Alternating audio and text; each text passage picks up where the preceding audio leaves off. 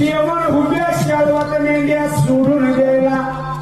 बाळूमामा आज लय चाललंय बाबा. रे ऱ्या झोप उद्या आत्मक गाठायचा आहे. माझं काम लय काय ना बाबा. झोप ठीक आहे. बेग ठेवतो.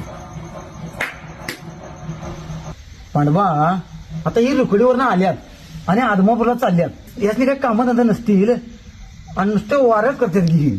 आगा ही बिनकामाची. यासनी काय देव काय.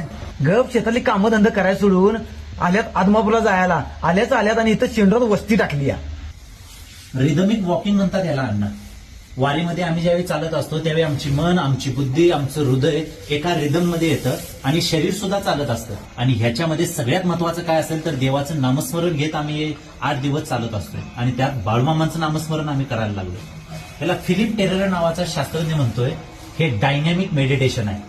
तुमची मन, तुमची बुद्धी, तुमचं शरीर फक्त एकाच मंत्र जपामध्ये येतं बाळूमामाच्या. मला सांगा एवढा जबरदस्त व्यायाम जगामध्ये कुठं आहे हो?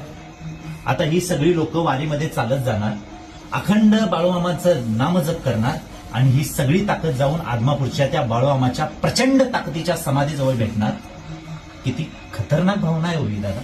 तुम्ही मगाची जो तंबाखू खात होता ना, जर दिंडीमध्ये तुम्ही चालायला लागला तर त्याची व्यसनं सुद्धा नाहीशी होतात बरं का. आणि वारी झाली ना दादा तर वारीमधल्या प्रत्येकाची शुगर चेक करा, बीपी चेक करा, हिमोग्लोबिन चेक करा, सगळं व्यवस्थित असणार आहे.